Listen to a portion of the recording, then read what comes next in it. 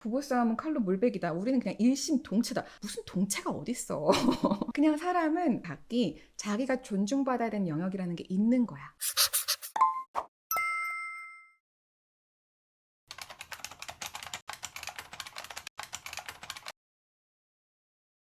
어떻게 보면 나는 머릿속에서 생각이 너무 많은 거예요. 생각이 되게 많은 것 자체가 상대방을 위한 배려다라고 내 스스로 믿고 있는 걸 수 있어요. 예를 들어 내가 여기에서 먹고 싶은 걸 주장해버리는 순간 상대방은 그러면 진짜 먹고 싶은 걸 못 먹을 수도 있는 건데, 이런 식으로 내 머릿속에서는 되게 여러 개가 떠오르는 거야. 난 에너지를 써서 상대방을 배려를 했는데 근데 그게 거꾸로 되게 배려 없는 행동이었다라는 이야기를 들으면 이제 충격을 받는 거죠. 그러니까 이런 일들이 사실은 배려심이 넘치는 사람들한테 되게 자주 나타나는 현상이고, 그리고 또 하나는 뭐냐면 내가 그렇게 배려심이 넘치잖아요. 그러면 뭘 기대하냐면 배려심이 넘치는 행동이 돌아오는 걸 기대해요.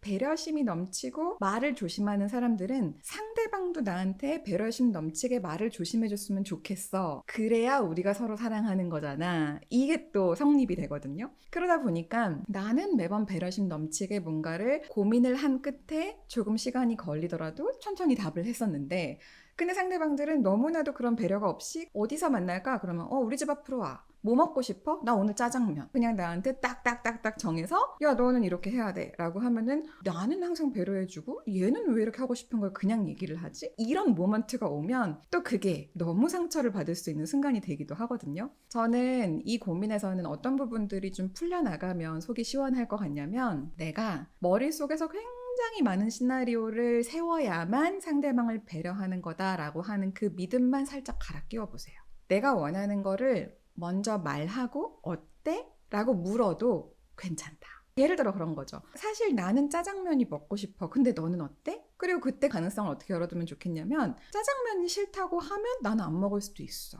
그러면 많은 게 단축되거든요. 아까 그런 얘기도 했잖아요. 회사에 가는데 누가 기분이 안 좋아 보여. 그러면 왜 기분이 안 좋을까? 혹시 나 때문일까? 내가 어제 혹시 무슨 실수했나? 혹시 내가 원인 제공을 한 건 아닐까라고 하는 그런 모든 시나리오를 테이킹하기 전에 기분이 되게 안 좋아 보여. 무슨 일 있어? 이렇게 물어보는 거죠. 그렇게 물어보는 게 무례한 게 아니잖아요. 그리고 내가 뭔가를 먹고 싶었다라고 얘기하는 것도 무례한 게 아니잖아요. 머릿속에 처음 떠오르는 생각을 예의 바르게 표현해보자. 특히나 이렇게 배려심이 넘치는 친구들은 유튜브에서 잘못된 조언을 받으면 너도 그냥 하고 싶은 말 막 해 막 이러면 그게 또 맞는 조언이냐라고 했을 땐 그렇지 않아. 왜냐면 또 이런 성향들은 괜히 차갑게 말하고 나서 사람들이 떠나잖아? 그러면 되게 잘못한 것 같거든. 내가 말을 너무 세게 하는 바람에 얘가 원래는 무슨 일이 있으면 나한테 전화를 하던 애인데 이제 나한테 전화를 안 하네? 그럼 또 이제 혼자서 내가 뭘 잘못했나? 일로 가면 이게 오히려 마음이 편해진 게 아니라 되게 나답지 않게 행동을 한 것 때문에 인간관계가 망가진 것 때문에 또 2차 스트레스를 받을 수가 있거든. 그러니까 차라리 그럴 때는 단단해진다라고 하는 것을 손절한다, 나쁜 말을 막 한다, 나도 뭐 배려 없게 행동한다 이렇게 생각하지 마시고, 머릿속에 떠오르는 수만 가지 이야기들 중에 그냥 첫 번째 이야기가 떠올랐을 때 너무 버퍼링 걸지 말고 그냥 한번 예의 바르게 물어보자. 요것만 실천을 해보셔도 내가 좀 단단해진 것 같은데? 이렇게 느낄 거예요. 그리고 이렇게 배려심이 넘치는 사람들은요, 거절할 때 팁 하나 알려드릴게요. 내가 그때는 안 돼. 근데 어떨 땐 될 예정이야.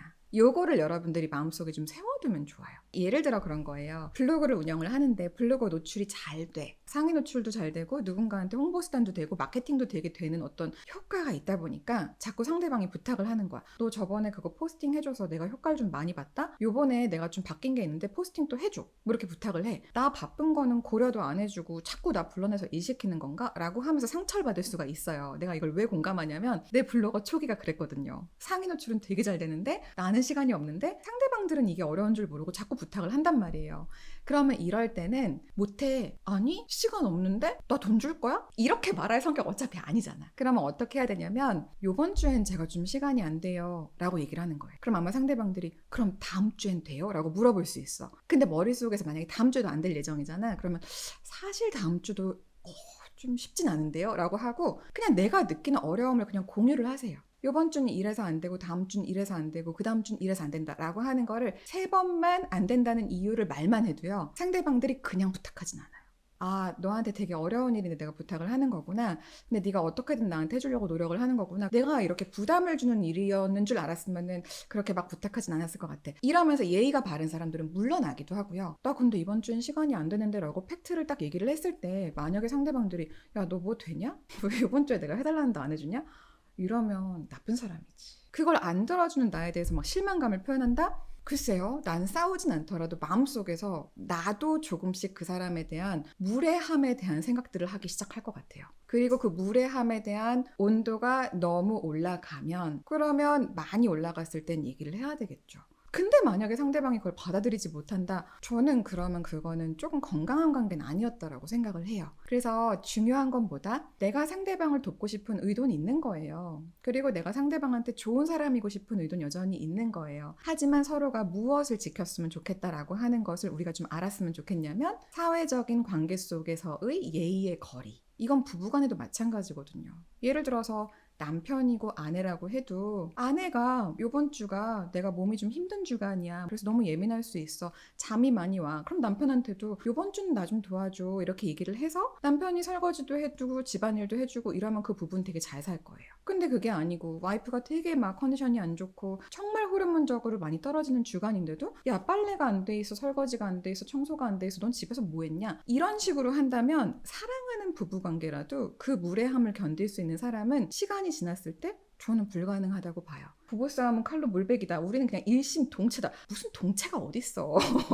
동체 이런 거 없어요. 그냥 사람은 각기 자기가 존중받아야 되는 영역이라는 게 있는 거야. 근데 그 내가 존중받아야 되는 영역이라고 하는 것을 내가 좀 정의를 할 필요가 있고 그게 정의가 됐다면 그것에 대해서 예의 바르게 표현할 줄 아는 스킬이 올라가는 거라고 좀 이해를 했으면 좋겠고 단단해진다라고 하는 것은 다른 게 아니라 거절을 하는 기술이 올라간다. 그리고 뭔가 서로 갈등이 있을 때 그것을 잘 풀어가는 그 능력이 올라간다. 커뮤니케이션을 통해서 우리가 서로 원하는 것이 다를 때 그것을 조율해가는 것을 갈수록 잘한다. 이런 게 인간관계 스킬이 늘어나는 거고 이걸 다른 말로 하면 지혜로워지는 거다. 이렇게 생각을 하고 그 부분에 대해서 욕심을 내면서 더 단단해지는 그런 성장을 하셨으면 좋겠습니다.